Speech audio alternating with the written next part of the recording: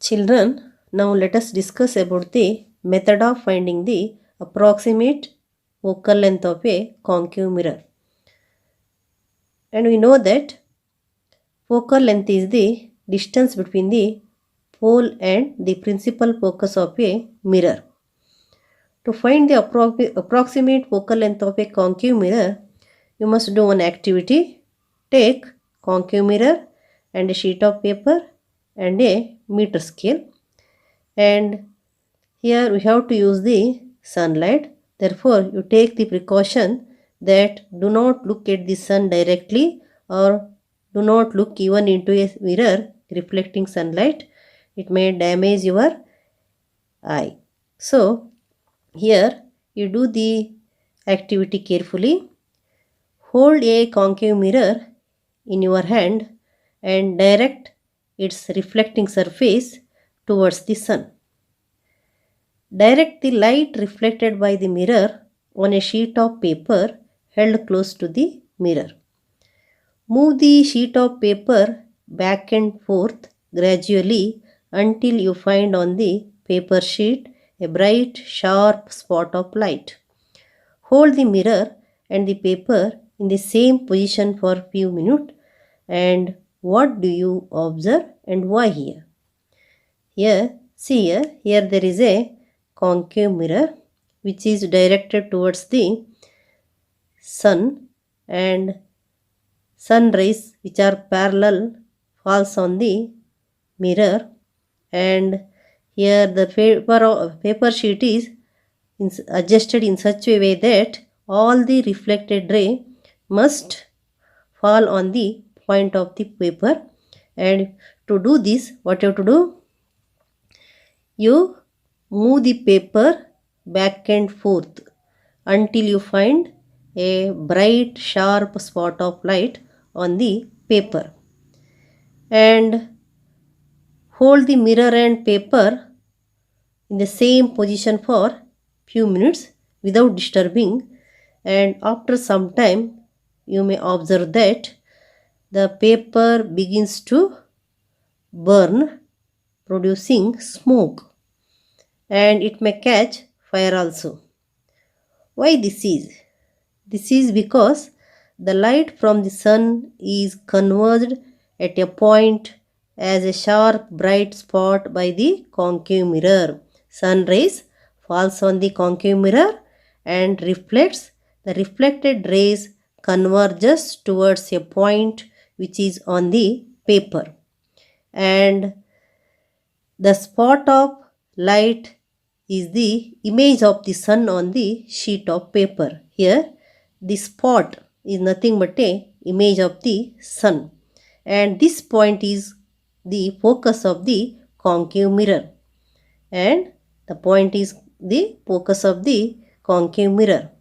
And you know that all the reflected rays converges towards a point on the paper, and the concentration of the sunlight is so large that it ignites the paper, because all the reflected light converges towards a point. At that point, that is, heat produced is so large that it ignites the paper.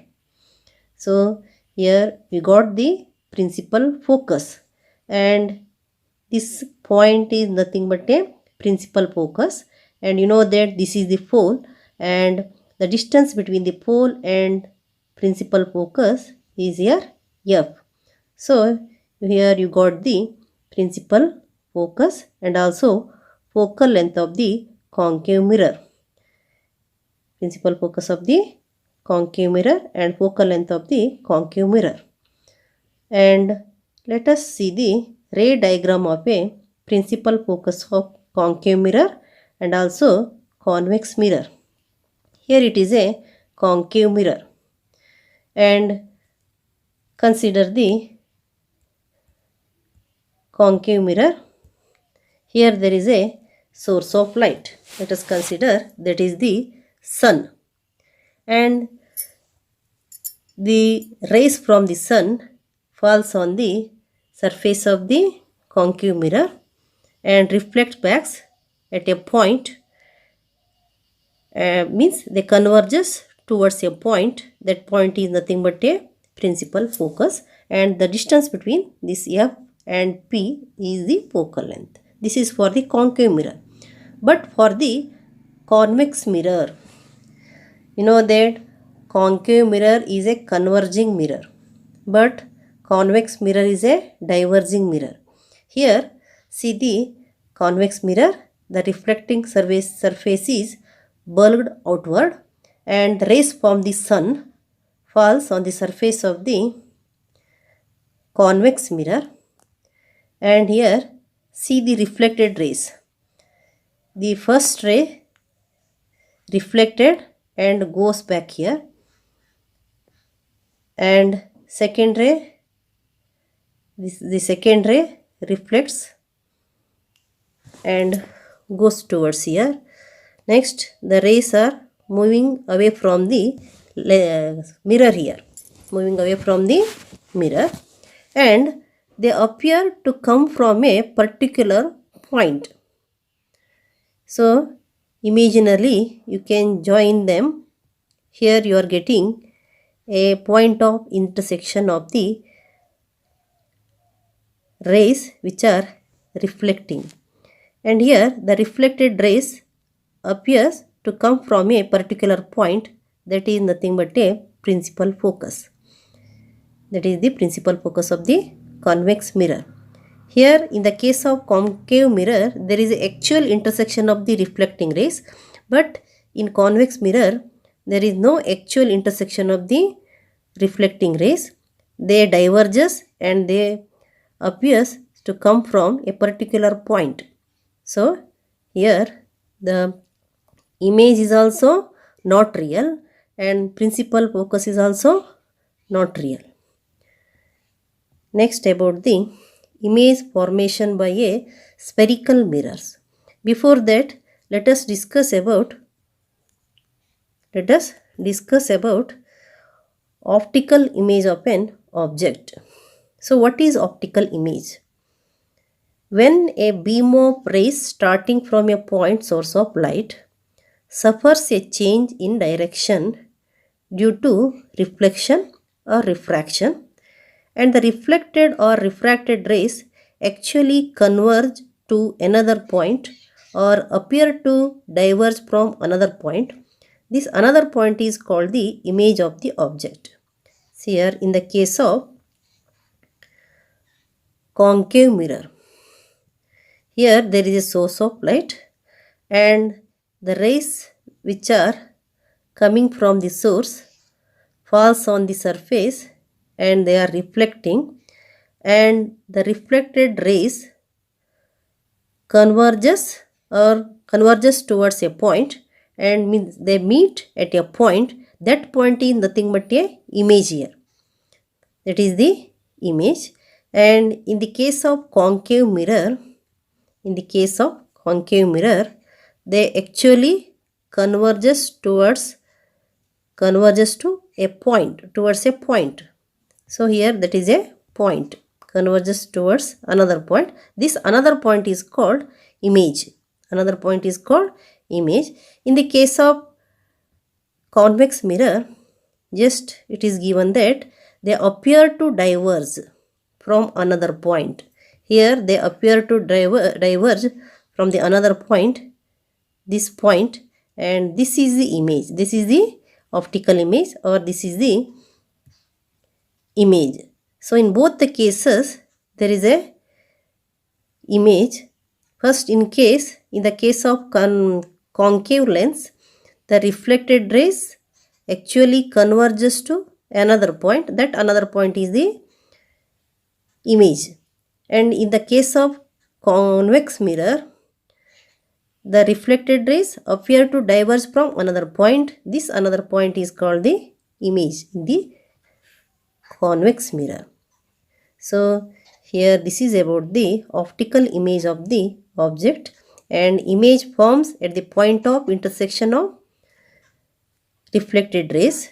It may be the point by actual convergence, or it may be the point by the divergence. Next here, the images are real image and virtual image. Know that if the image is formed by the actual intersection of reflected or refracted rays and can be caught on the screen or can be obtained on the screen is called the real image. In the case of convex lens it is. And image which is not formed by the actual intersection of the reflected or refracted rays and cannot be obtained on the screen is called the virtual image. Here, in the case of concave mirror, the image is formed by the actual intersection of the reflected rays. So, it is the real image. Actual intersection is there and the image is real image. In the case of convex mirror, in the case of concave mirror, it is actual intersection is there, so it is a real image. In the case of convex mirror, there is no actual intersection because the divergent ray appears to come from a particular point and it is not a actual intersecting point. So, the image is also virtual image. And real images always inverted images and the virtual images are always erect images. And the example for the real image is image formed on the cinema screen. Image formed on the cinema screen is the example for the real image, and virtual image because they cannot be caught on the screen. This is about the real image and the virtual image. Next, image formation by spherical mirror. Image formation by spherical mirrors. We have studied about the image formation by plane mirrors. You also know the nature, position and relative size of the images found by them. And how about the images found by spherical mirrors?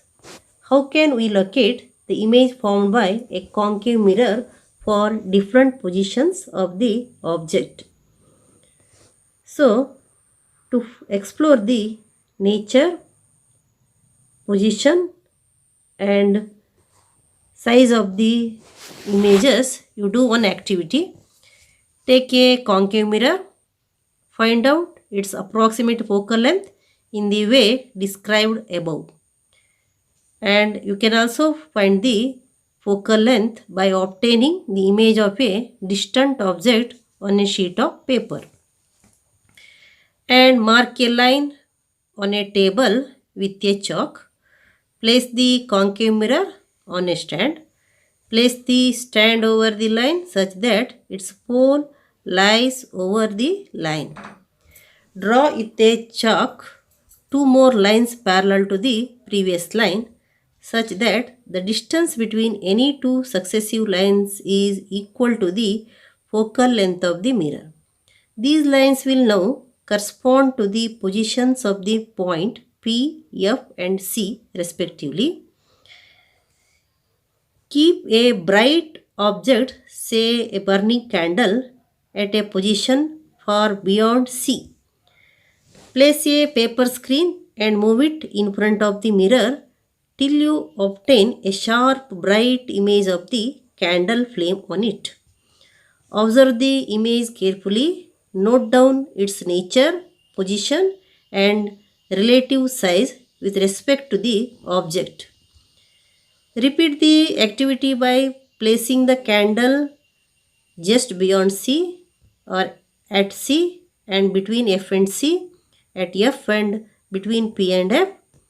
In one of the cases, you may not get the image on the screen. Identify the position of the object in such a case, then look for its virtual image in the mirror itself. Note down and tabulate your observations. Give the idea about the activity. Mark the line with the help of the chalk piece and keep the stand on it, and that is the pole and P. Mark it P, and on the stand you keep the concave mirror and you draw two parallel lines that is F and C. Now you take the burning candle and keep at long distance here. And take a screen and try to get the image here. Here adjust the place to get a image of the object, and when the object is at long distance, that is at infinity, naturally you know that the image will be on the principal focus, that you know already. The image will be on the principal focus. If you keep the screen on F, in that place you will get the image of the object which is at infinity. Again you change the position of the object, keep the candle here and adjust the screen and get the image. Again you keep the candle on C and adjust the screen and get the image. Next you keep the candle between C and F and adjust the screen to get the image. In this way, note down and tabulate the observations, and you note down the position of the image, size of the image and nature of the image in all the cases.